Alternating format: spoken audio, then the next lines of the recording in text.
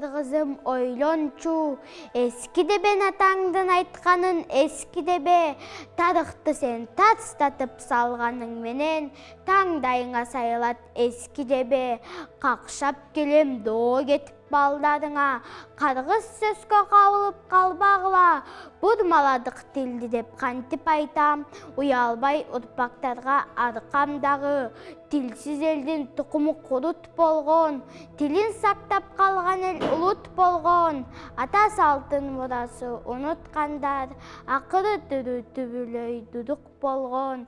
Çekte emez, çekçeygen ötürdöymün, çağılgандай ırlarda bütürböymün, kaydan çıkkan akın dep turasın bı, kırgısmın men kırgısça köpüldöymün, layalangan sümenen aksan dağı, ırısına tükürüp jatsan dağı, kırgısmın dep kalpaktı bulgalaysın, kanga singe tilingdi satsan dağı, taştı sırıp tarıktı tökküm gelet, dilimdi men tutup ötküm gelet, ele tildi esirip çangandarga, ele tildi aşatıp sökküm gelet.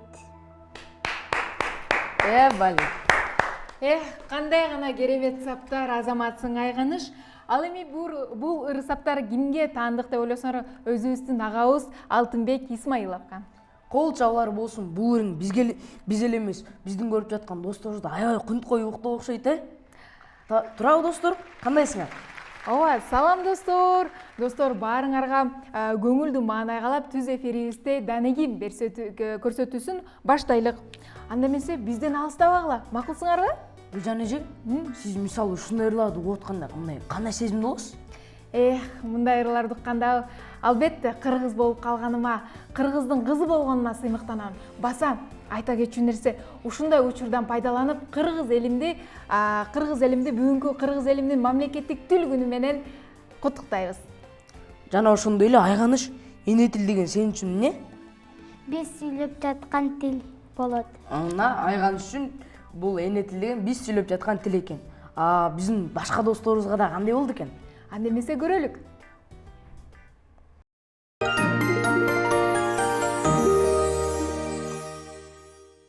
Тил деген бул негизинен эле ушу ар бир улутта бар. Тил такыр жоголбойт деп айтамын. Кыргызстандын өзү тилин билиш керек, кыргыз тилини. Кыргызча сүйлөп атпайсызбы? Ушул биздин эне тилибиз. Эгер биз башка орусча же кытайча сүйлөсөк, ал биздин эне тилибиз болбогат да ужечи. Бизди уут кылып турган ошо өзүбүздүн эне тилибиз да. Төрөлүп ошол жердин тилин сүйлөп, ошол жерден кички эзектен өсүп ошол мекендин тилин сүйлөгөн эне тил го деп эле. Эне тил болбой туруп биз улутту, када салты, маданиятыбызды айта албайбыз. Өзүң эне тилиң менен сүйлөш керек. Кыргызстанда жашап аткандан кийин кыргызча. Эне тилиңди сатпашың керек. Эне тил деген энеңдин тилин алыш керек. Эне тил өзүңүн мамлекеттин тили. Мамлекеттин тили. Бул менин тилим. Өзүң тилиң унутпашың керек. Башка тилди билсең да өзүң тилиң эч качан унутпашың керек. Эң биринчиден өзүң тилиң билишиң керек, анан башка тилдериңди үйрөнүп алсаң болот.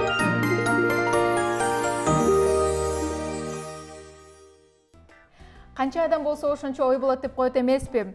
Биз менен ой пикирлерин бөлүшкөн досторубузга чоң рахмат. Мамлекеттик тил күнү 1989-жылы 23-сентябрь күнү кабыл алынган.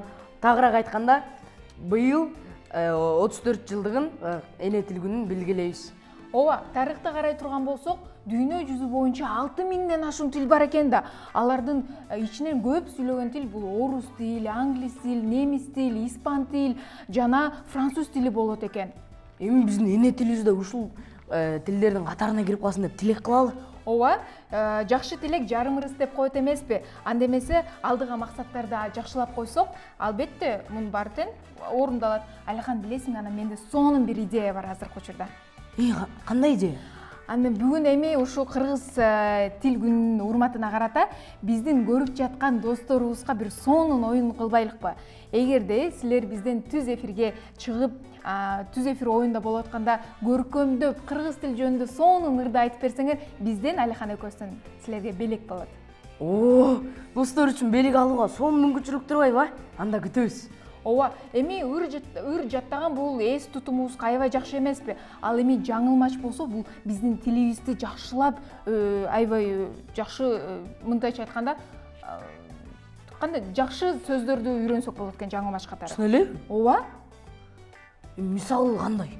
Эми мисалы ак чайнекте көп капкак, көк чайнекте ап какак деп баттаттан айтып берчи. Ак чайнекте көк какак, көк чайнекте ак капкак, ак чайнекте көп какак, Гүлжанжы. Ушул жаңылмаштарды бат-баттан көнүгүү кылып жазып алса, жаңылып кала берет экенсиң, Ооба, андан көрөчү, сен эми жаңылмашты айтканды айттың. Андан көрө сен дене тарбияда кандай экенин көрбөйлүкпү? Менден ашасыңбы же калып каласыңбы? Ошо дене тарбия боюнча сынап көрсөңүз, эч кимди алдыга салдырбайм го дейм. Гана көрөлүкчү Алихан, ушу мактанган ушу сен элесиң.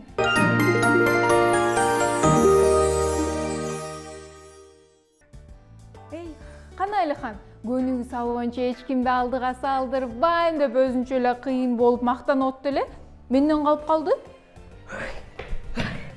Гүлжанжы калган деле жокмун. Жолдон деген тигил китеп дүкөнүн көрүп калып ошо жака киргем да. Муну эмне кыласың? Бүгүн деген майрамдын урматына деп ушун досум өрүп коеюн дегем, анын үстүнө деген досум кыргызча китептерди окуганды аябай жакшы көрөт да. Эми белек кылганыңго жакшы экен. Эми досуңа ушул баштык менен бересиңби? Ооба, эмне болмок экен? Алихан, кой мүнткениңди. Билесиңби Алихан, азыр дегенчи алдын баштык менен бергенден көрө өз колуң менен атайын белек кылып берсең жакшы да. Ушуну ороп, жашынакай кооздоп кылып. Мен негизи Гүлжанжы ошентип эле берейин дегем. Бирок ошо кичине кооздогонду билбейм да. Алихан, бул жөнөкөй эле шултоо. Андан көрө достор, билесиңерби, азыр лайфхак түрмөгүнөн көрүп албайлыкпы? Анда кантип белектерди кооздосо болот экен. Ошол жерден үйрөнүп аласың Алихан. Мейли, анда көрөлүчү. Кеттик.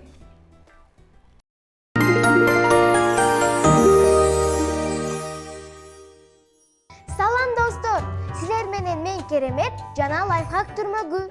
Эсиңердеби достор, биз буга чейин белекти кооздоонун бир нече түрүн жасаганбыз. Бүгүн дагы бир түрүн жасайбыз. Кеттикпи анда?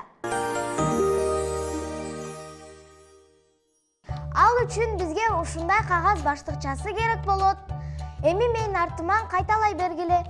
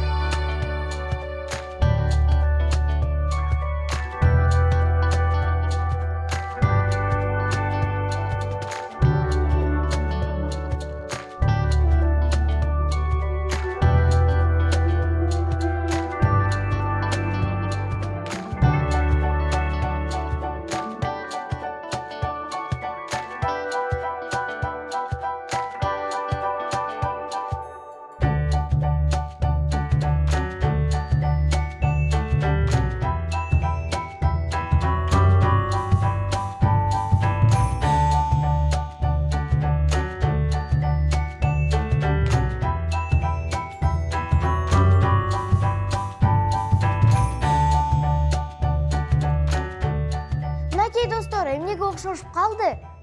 Көздөрүн жана мурутун тартып койсоңор даяр болуп калат. Жана кулактарын бантик менен кооздоп койсоңор болот. Бүгүн менин курбумдун туулган күнү. Ошон үчүн мен белек дайындап койдум. Ичинде эмне бар экенин да билбей калат окшойт, Эми силер менен коштошчу да убакыт келип калыптыр. Көрүшкөнчө достор.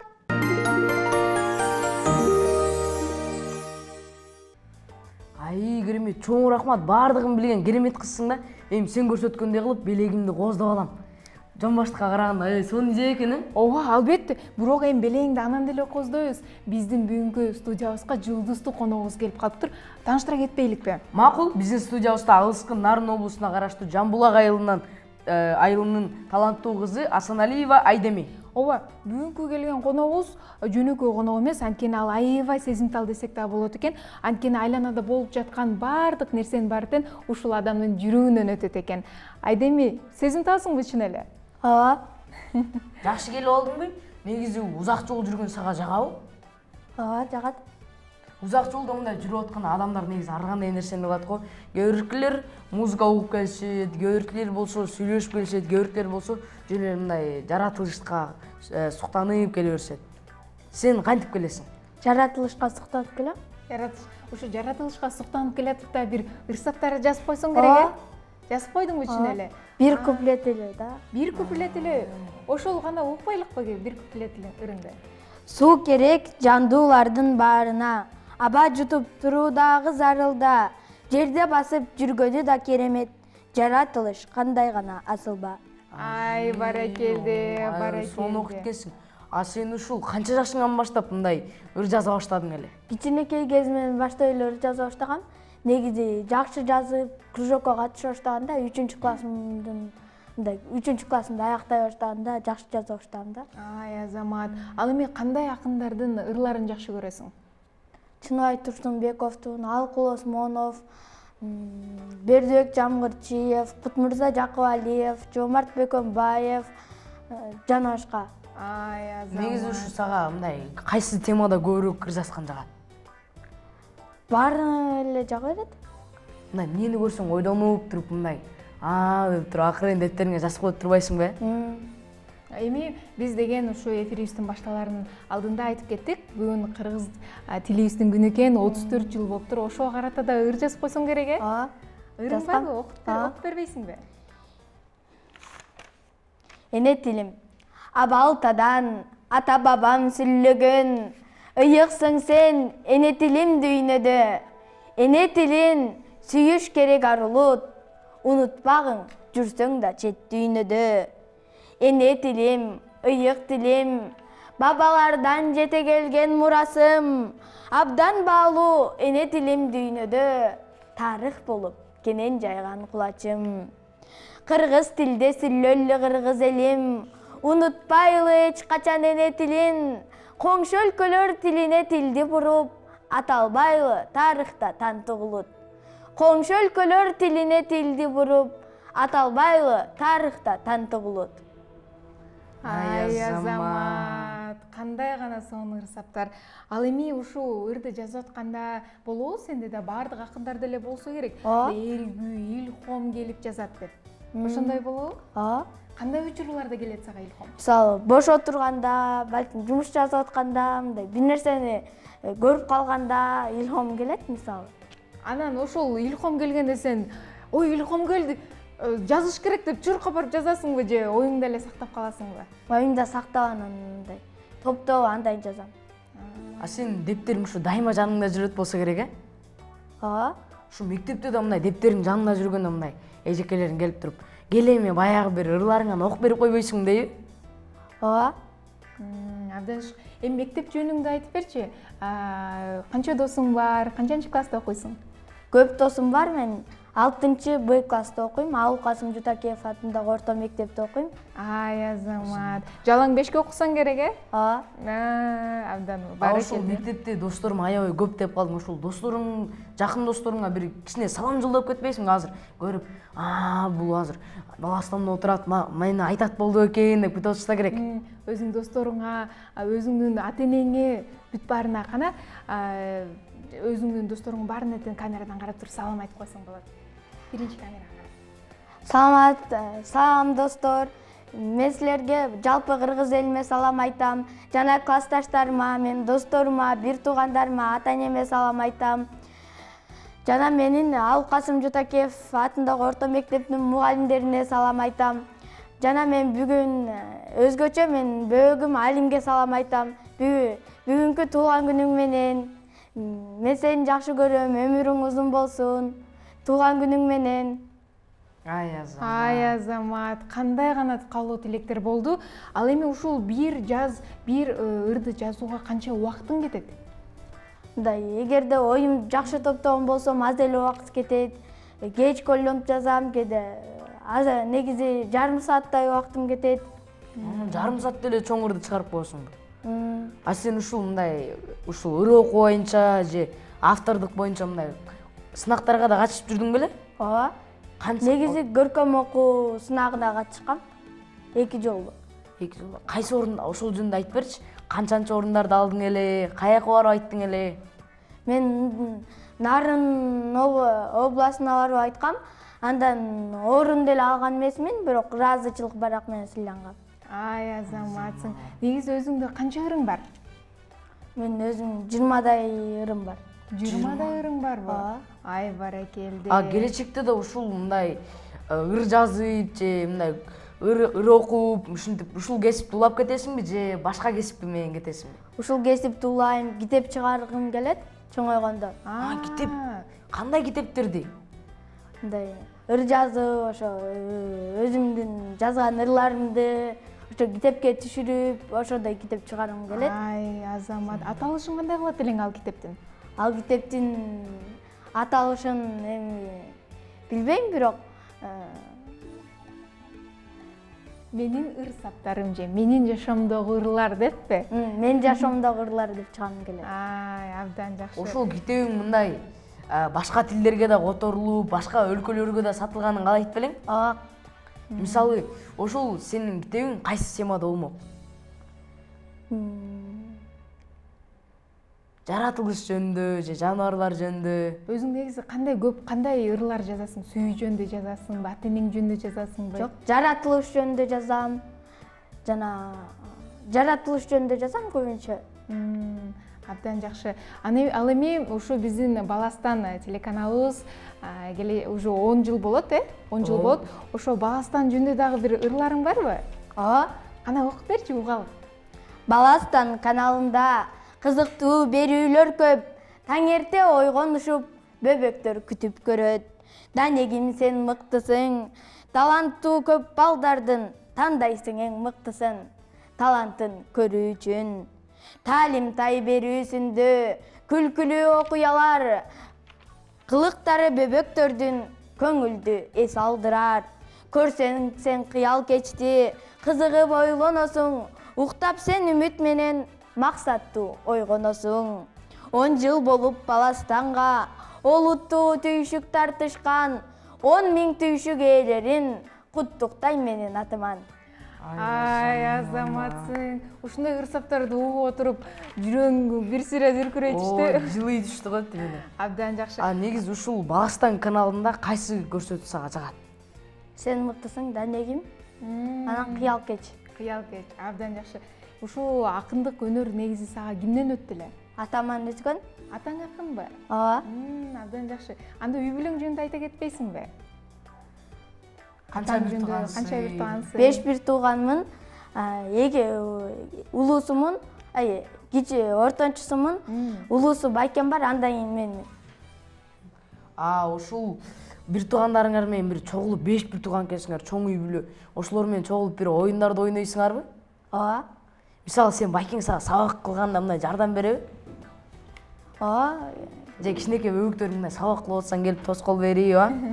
Мен аларга да жардамдашам, байкем кээде мага жардамдашат. Балким байкем тили билбеген темаларды мен билип калсам, байкеме да жардамдашат.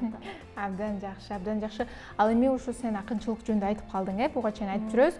Ушу акынды ырларыңды жазып атканда бир жиниң келип, анан жакпай калганда ошо барактарды кайра айырып, анан бүктөп, анан ыргытып, ушундай болобу сезимдер? Болот, бирок мындай айырбайм да. Карандаш менен жазып туруп өчүрүп салам. Жакпай калса. Жакпай калсабы? Анан кайра жаккандан кийин үстүнө ручка менен бастырып коем. А эгерде мындай ошо ручка менен жазып туруп, калемсоп менен жазса да жакпай калсачы?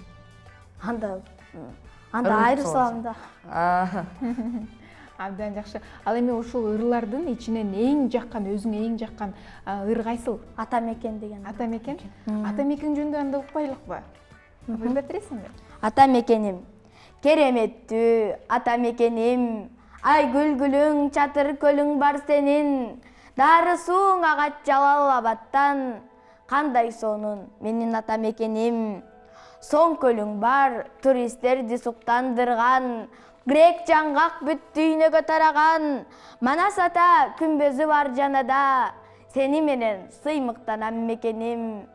Сулайман тоо музейиң бар ош тарапта, көмүр чыккан аймактагы таанымал, ата мекен туристтерди суктандырат, ажайып коз ата мекеним. Тоолуу өлкө менин ата мекеним, тарыхта айтат Ташрабат бурана, ысык көлүң туристтерди суктандырат, уламыштар далил болот бугада. Ысык көлүң туристтерди суктандырат, уламыштар далил болот бугада. Ай, азаматсың, баракелде, чоң рахмат. Айдеме ушинтип биздин студиябызга келип, ырларыңды окуп бергениңе сага чыгарымчылыктан ийгилик каалайбыз. Ошо кийин келечекте ай бул ыр деген кимдики дегенде, ай бул биздин кыргызыбыздын кызы, кыргызыбыздын Айдемедин деген автор деппи? Ушинтип сыймыктанып монтип туруп калсак.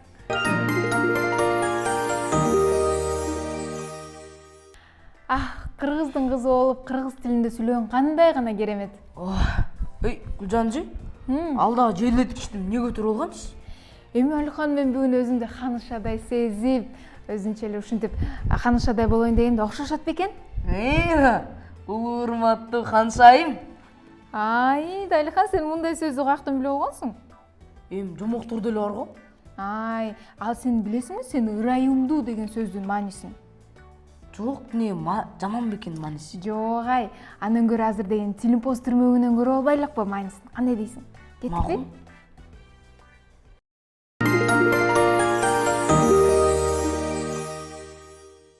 Ошол кезде Манас. Салам, Бакбол. Салам, Аруке. Телефон көрбөй, сабак окууга дөөдө эле же? Мен телефон ойногон жокмун. Электрондуу китеп окуп жатам. Түшүнүктүү. Эмне жөнүндө китеп экен?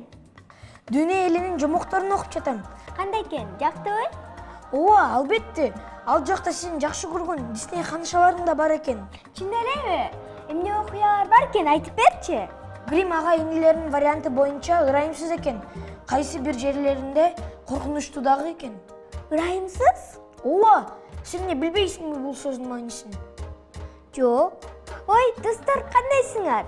Жакшысыңарбы? Биз Бакбол экөөбүз сөздүн кызыгына кирип, силердин келгениңерди бакалган турбайбызбы? Ооба, достор, кандайсыңар? Маанайыңар жакшыбы? Достор, силер ырайым, ырайымдуу деген сөздөрдүн маанисин кандай түшүнүп жатасыңар? Ырайымдуу. Ырайымдуу деген бул жакшы, боорукер, мээримдүү адам. Кең пейил деп адамды айтсак болот. Ак көңүл адам да бул. Кечиримдүү, мээримдүү, мындай добрый адам болуш керек да, жакшы адам. Боорукер, мээримдүү, бирөөгө жакшылык каалаган деген ушундай. Ырайымдуу, ак көңүл, боорукер адамды айтабыз. Ырайымдуу, боорукер, ак көңүлдүү, бирөөгө кайрымдуу, мээримдүү деген маанини билдирет. Мисалы, Гүлайымдай ырайымдуу кызды көрбөгөм, кумурскага дагы карасанабайт десек, мында Гүлайымдын боорукер, мээримдүү, кайрымдуу экенин түшүнө алабыз. Балдар, ырайымдуу эмнени түшүндүрөт, айтып көргүлөчү? Боорукер, кайрымдуу, урушчаак, тентек.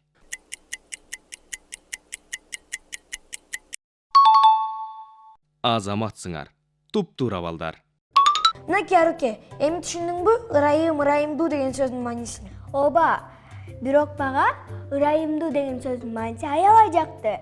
Бул сөздү жомоктордон көп угуп калчумун. Ырайымдуу ханым деген учурлар жомоктордо көп кездешет го. Кайрымдуу, боорукер, мээримдүү ханымдөй эле бир сөз менен айтып койгон турбайбы? Карачы, кыргыз тили кандай бай тил. Туура айтасың. Кыргыз тилин билип, кыргыз тилинде сүйлөш керек. Эми досторубуз менен коштошолубу? Ооба, достор, эмки көрсөтүүгө чейин көрүшкөнчө. Кайрадан көрүшкөнчө, жакшы калгыла.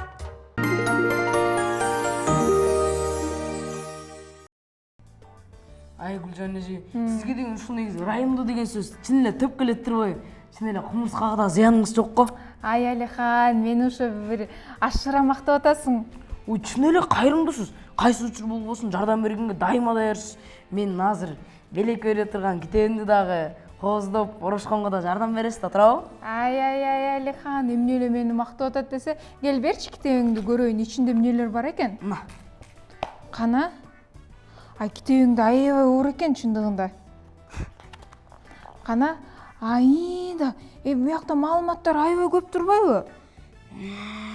Кана окуп бериңизчи. Кана баштайлык. Эмнеден бар? Акыралар бар экен. Акыралар жөнүндө окубайлыкпы? Маалыматтар көп экен ошо жөнүндө. Кана биринчи маалымат, акыралар деген пиязды аябай көп жешет экен. Пиязды ачууларга аларга эмне сезилбейт бекен? Эми билбейм ансын. Кана дагы көрөлүкчү. Экинчи баракты ачып көрөлүк.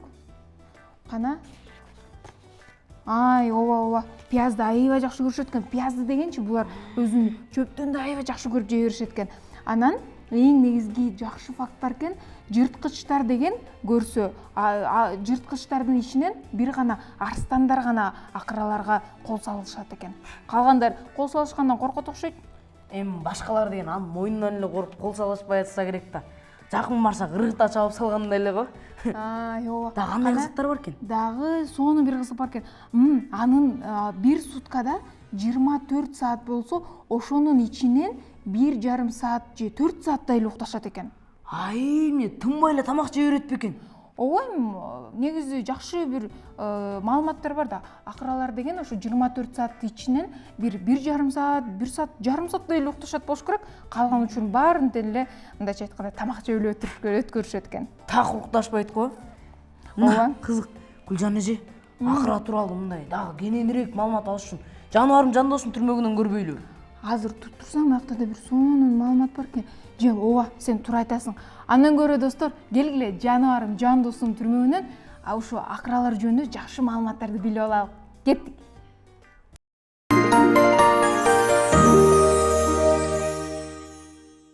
Салам достор, кандайсыңар? Достор, силер акыра деген жаныбар жөнүндө уктуңар беле? Бул кадимки эле жираф да.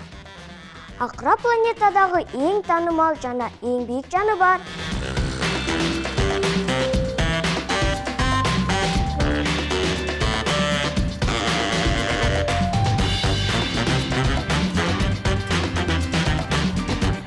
Денесинин узундугу 4,5 метр, ал эми кээ бирөөнүкү 6 метр болушу мүмкүн. Салмагы 1,5 тоннадан ашат.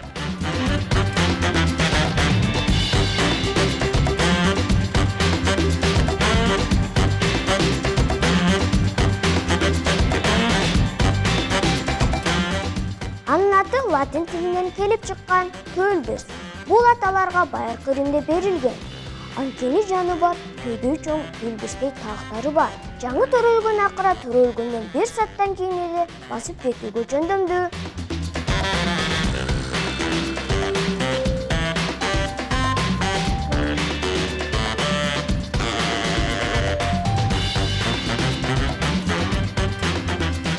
Анын мүйүзү осикондон деп аталат.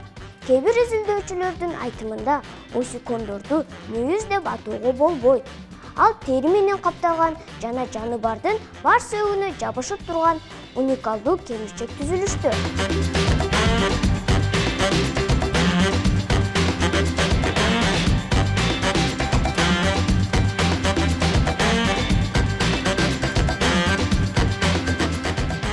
Элестеткиле, анын жүрөгүнүн салмагы 10 килограммга жетет экен.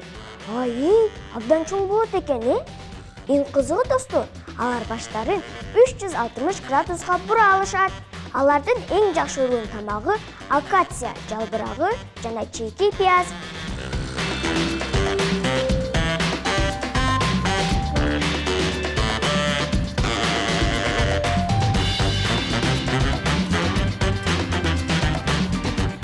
Табигый шарттарда алар 25 жылга чейин жашашат. Алардын жашын теридеги тактардын түсү менен аныктоого болот. Ал канчалык кара болсо, ошончолук улгайган дегенди билдирет.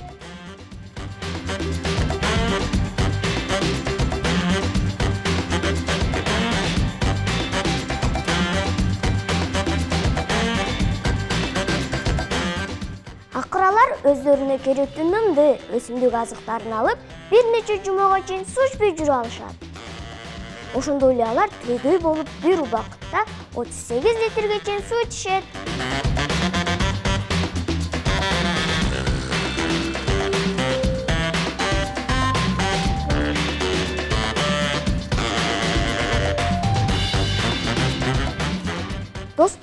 Силер билесиңерби?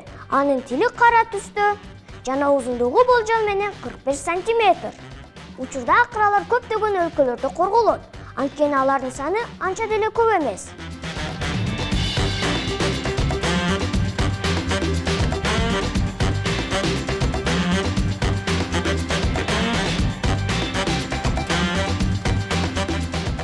Алар абдан аз укташат. Күнүнө 10 мүнөттөн 2 саатка чейин.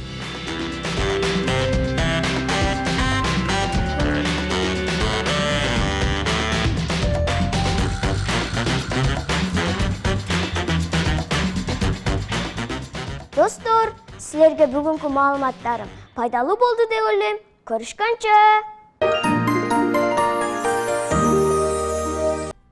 Мынакей достор, акыра тууралуу билип алгыча биздин эң кызыктуу мүнөттөрүбүздү да билип калды. Алихан буга айтып кеткенбиз досторубузга. Билесиз? О, достор, эгерде эне тил жөнүндө ыр билсеңер, бизге түз байланышка чыккыла. Бирок Гүлжан же, ачын мен деген да бир сонун ыр билем десеңиз, эне тил жөнүндө.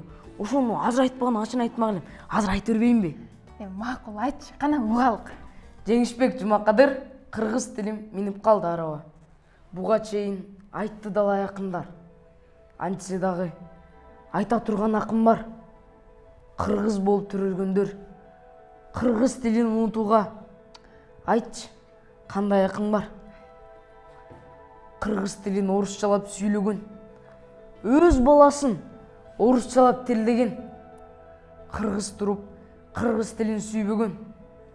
Арабызда кызууландар жок бекен? Салам менен приветтин да айырмасын билбеген. Казактарды карагыла, казакча орлары.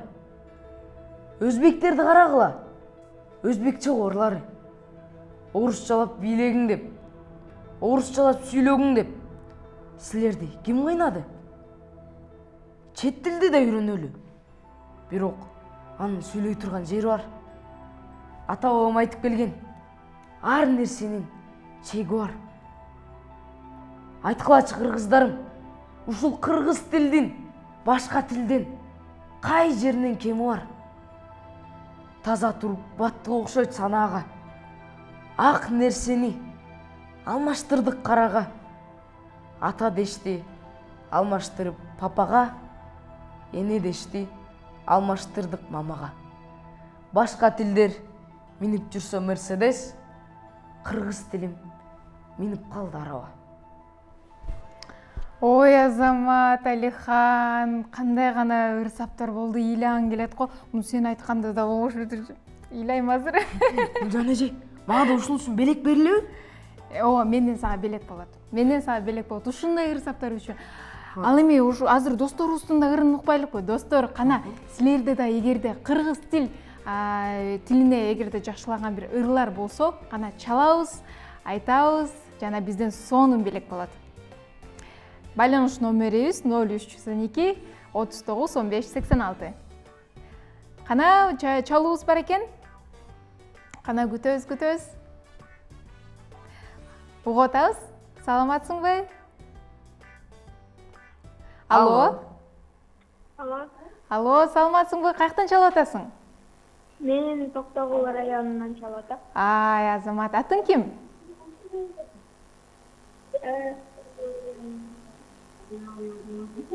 Мен атым Алтынай. Алтынай. Азаматсы, кана Алтынай, ырыңды угалыкчы. Кыргыз дүйнө бул келечек менен байланыштуу.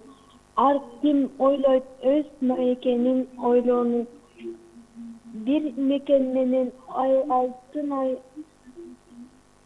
айтуу үчүн көп милдетке тиешелүү.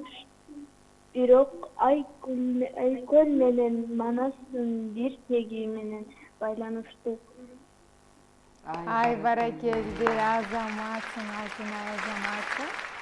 Чоң рахмат ушун биздин эфирибизге чыгып ырыңды айтып берген үчүн. Эми бизден сөзсүз сага белек болот. Анда эмесе экинчи чалууну угалып. Алло. Саламатсыңбы? Көркөм айтабыз, достор, көркөм, ачылып, чачылып айтабыз. Тилем менен сыймыктанам, тилем менен мактанам, өз тилимди бекем тутуп, кыргыз менен мактанам. Ай, Азамат. Аты жөнүң ким? Атың ким? Серхан. Каяктан чалып атасың? Каяктан чалып жатасың? Алло. Агырда 2. Агырды. Агырды. Ай, Азаматсың, баракелде. Кандай гана. Алло деги чекте эле кыргыз тилин мына деп эле ырдытсап. Берилип көркөмдөп айтып берди го. Туура айтасың. Ай, чыныгы патриот жигиттер экен. Анда эмесе кана дагы бир чалуубузду кабыл алабыз. Алло? Алло? Угуп атабыз? Саламатсыңбы? Саламатсыңбы? Байланыш үзүлүп калды окшойт. Кана достор, кийинки чалуубуз бар экен.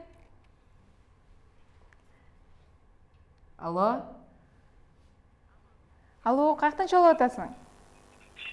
Малюс. Байланыш бир аз үзүлүп калды. Макул, кана дагы бир чалуубуз бар экен. Кана балдар, силер Азаматсыңар ушундай биздин бүгүнкү күнүбүздө ыр айтып жатасыңар. Алло? Кана балдар, силер Азаматсыңар ушундай биздин бүгүнкү күнүбүздө ыр айтып. Алло? Бир аз кичине улуп айтат. Катуураак сүйлөбүз, көркөм айтабыз, достор. Байланышыбыз бар экен, дагы бир байланышыбыз. Алло? Алло?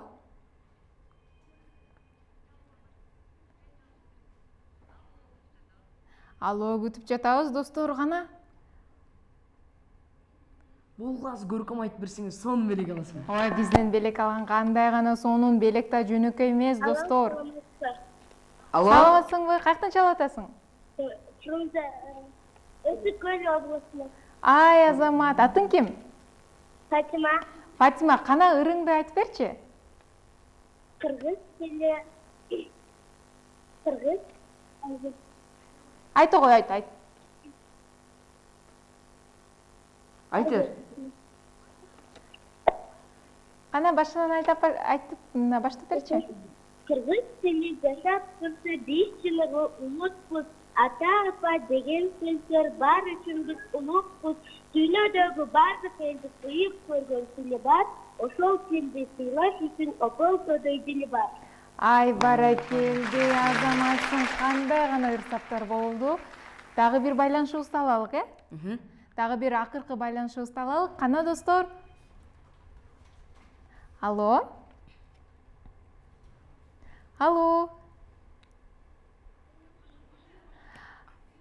Алло, достор, угуп атабыз? Байланыш үзүлүп кетти. Окшойт. Дагы акыркы чалуубузду кабыл алабыз. Алло? Алло, саламатсыңбы? Каяктан чалып атасың? Атың ким? Катуураак сүйлөйбүз. Аруке. Аруке, Азаматсың. Аруке, кана ырың даярбы? Айтып берчи бизге бир ыр. Алаңаны окшоп көзү жалынга. Арнамасын ойноп турат анында. Мен кырмызынын бешик ырдаган улуттун, мен кырмызынын эне билим баары да. Ай, баракелде, Азаматсың, кандай гана сон.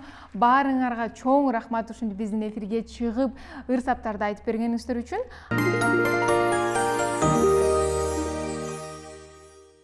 Анда эмесе биздин студиябызга дагы жылдыздуу коногубуз келип калыптыр. Алыскы Ысык Көл облусуна караштуу Чоң Өрүктүү айылынын кичинекей манасчысы Дүйшөбеков Алибек. Кандайсың, Алибек? Маанайың кандай? Жакшы келип болдуңбу? Аябай жакшы. Студиябызга кош келиптирсиң. Негизи эле ушундай эфирлерге чыгып жүрөсүңбү? Жо, биринчи жолу келдим буяка. Кандай сезимдер болуп атат биринчи жолу келгенде? Жагып атабы? Ооба. Аябай жагып, сүрдөнүп, тартынбай, биринчи жолу келип аткандан кийин ушун тартынбай жакшы кетейин деп. Айылым күтүп атат, мени көрүп атат. Ай, Азаматсың. Кана, Алибек айтып берчи, эмне жаңылык бар сенде? Окууларың кандай? Окууларым жакшы, 4-5ке окуйм. Айылымда ошо биздин манас тобубуз бар, ай чыкты деген. 10-15 манасчы бар аякта. Ошол баарыбыз бир Кыраның манас деген манастан хор айтабыз да. Ошентип баарыбыз ошондой топ бар. Аны мен апам апарат эме эжей болуп үйрөткөн ошол киши. Алардын баарына ошол киши үйрөтөт. Манас деп калдым, ушум. Жакшы көргөн манасчыларың барбы? Ооба. Мен эң жакшы көргөн манасым Саякбай Каралаев эле. Абдан жакшы. Ал эми Алибек айтчу, ошо манас деп айтып калдың, эмне болуп баштадың элең? Мен кичинекей чагымда, биринчи класс чагымда эжем айтчу да, өзүмдүн эжемчи. Ошондо мындай өзү айткандан, үйдөн айткандан угуп отуруп эле эң биринчи ошо Кыраның манасын өзүм жаттаган деле эмесмин, аны китеп карап бештекени жаттаган эмесмин, эжемден эле угуп айтып алдым да. Анан ошентип манас айтам мен, ошентип өзүм кызыгып неме айтып кеттим. Мектепте да жакшы окуйм деп калдың, ушу мектепте де манас айтасыңбы? Ооба, мектептен иш чаралар болгондо, ар кандай бизде майрамдар болот го, ошондо. Абдан жакшы. Эми манас деп калдың, ошо манас айтып атканда кайсы саптар сага ушул кайсы же окуясы өзгөчө таасир калтырат? Эң жакканымбы? Мындай Каныкей энебиз Себетейге таластын жайын айткан жери. Ошол жер аябай өзгөчө таасир калтырат. Сен мындай манас айтып атканда көз жумуп айтышат го. Ушунда мындай көзүңө бирдеке элестетилип, ошол жашын көрөсүңбү? Элес азырынча келбейт, Жаттамам да. Абдан жакшы. Ал эми ушул көлдөн чыккан кайсы манасчыларды билесиң? Көлдөн чыккан. Мына азыркы эле ушу сен айтып кеткен Саякбай Каралаев, Дагы кандай? Көп манасчыларды жакшы көрөсүңбү? Ооба. Абдан жакшы. Анда бизге ушул манас айтып бербейсиңби, сен бир манасын укпайлыкпы? Макул. Макул? Кеттик анда. Кайсы окуяны айтып бересиң? Каныкей энебиз Себетейге таластын жайын айткан жери. Жана, кана буга. Каныкей энең муну айтты, бөт белди айтты, бөлүнгөн эчен жерди айтты. Каныкей энебиз Себетей атабызга таластын жайын айтып турган жеринен үзүндү айтып берейин. Сарадырмак чыбырдын этек жагын аш деле, олой ата мазардын өйдө жагын бас деле, олой ата барганда кайкайыңгы карадыр, жорго белген кез экен, адис болуп энекең, аша жүргөн кез экен, жоргонун белин бас деми, жолуккан жери чоң талас, адыр бөлүнүп, адырмагаты көрүнүп, артынын чөбү союлуп, аркалар кумда коюлуп, будур буюгуп, будурдун чөбү суюгуп, бугусу кумдай коюлуп, куланы түздө дыркырап, булбулу талдан чуркурап, күкүгү тоодон унчугуп, чынардан тооту сүйлөнүп, чындап көрсө бул талас бетеге белленген болуп, жалбырагы түрдөнүп, күрсүлөп элек сүйлөнүп, колун кармап байлап, турган жерди көргөндө, кысыр эмди тайсоюп, тунган жерди көргөндө, ошондо энен Каныкей көзүнөн бөлөк жаш кетти, карагаттай кайран көз, камчы бою жаш кетти, жерин санап жыркырайт, энекең ыйлап боркурайт, этеги түшүп эсине эндире быйлап Каныкей, асмандан Алланын күнү бүркөлөт, башына алтымыш сана бир келет, жер деген жери көрүнөт, көзүнөн жашы төгүлөт, көк чалман наска былаң, жаң өлгөндөй көрүнөт, төрткүлдөн төмөн жагында, төрө манастын сайган багында, жанына келип Каныкей, жаңы токтоп турду эмиңей. Ай, баракелди. Аябай манас айтканың аябай өзгөчө жандуу экен. Анан кандайдыр бир сынактарга катышасыңбы? Ооба. Бир Чолпон атала Алтын балалык деген жер бар, ошол жерден Сириядан келген балдарга да сабак өтөбүз, мама экөөбүз. Сен ушу манас айтып атканда мындай көпчүлүктүн астында айтасың, айтып атканда мындай сүрдөп же сөздөрүң унутуп калган учурда, ошол учурдан кантип чыгып кетесиң же ошолдой учур болгон? Ал жерден мындай эй деп кетиш керек же, мындай оңдоп кетиш керек да, кантсе да мындай элдин астында уят болбойн деп.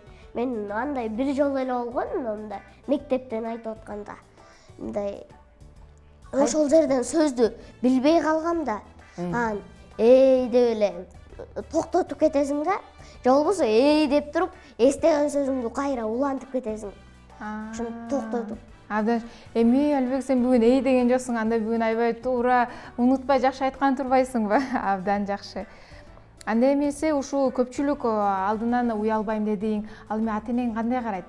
Мындай сени келечекте кандай манас жолдойн деген ойлоруң барбы? Мен чоңойгондо манасчы болгум келет.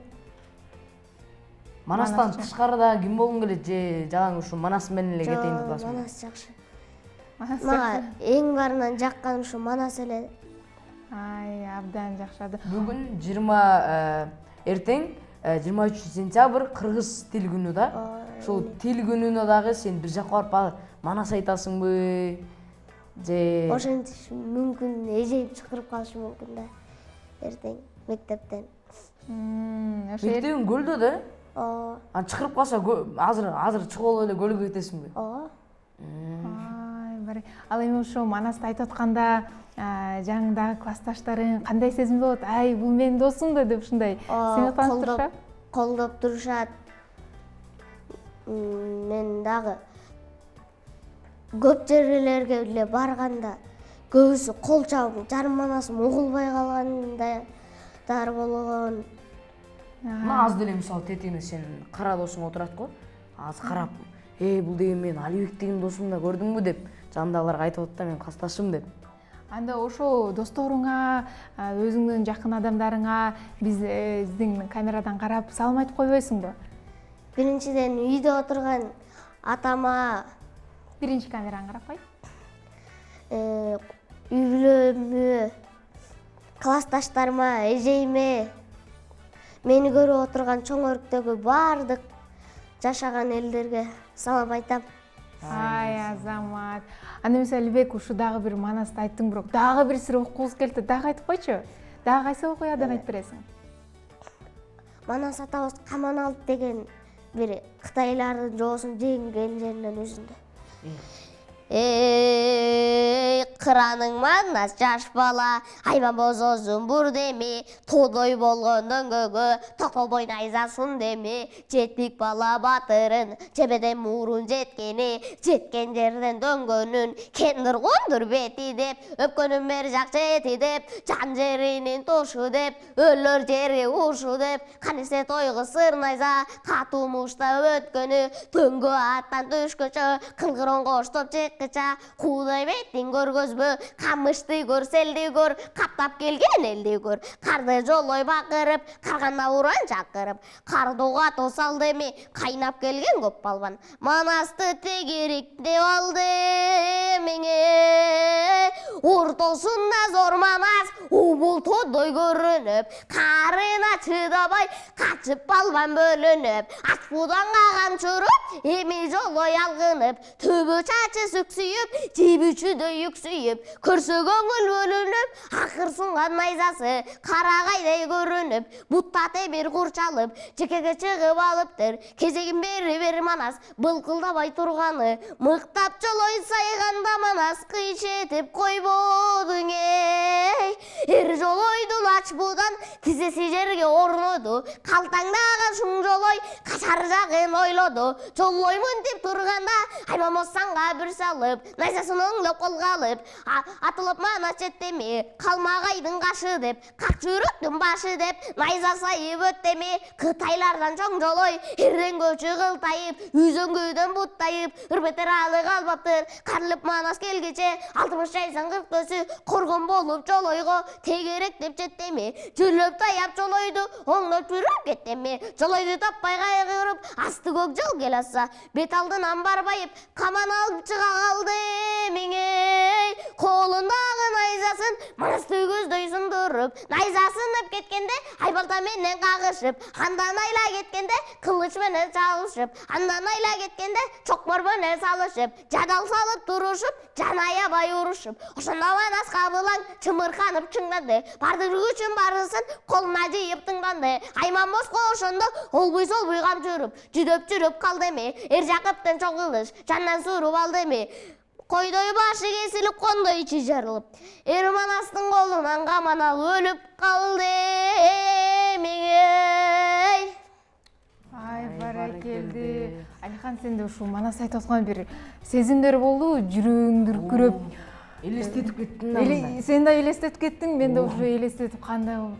Абдан берекелдүү. Абдан сонун талантың бар экен. Алибек, карачы, сенин жаныңа мен да толкундан сөздөрүңдү унутуп калдым. Ал эми айтчы, ушу манасчылардын жанынан өзүңдүн өнөрүңдү көрсөттүң белең? Чоң манасчылардын жанынан алардын аттарын билбейм, бирок көп эле манасчы экенин билем да, көбүсү жүрүшөт. Ар кандай иш-чаралар болуп чыгырып калышат да. Анан ошол жерден көп эле манасчылар келет.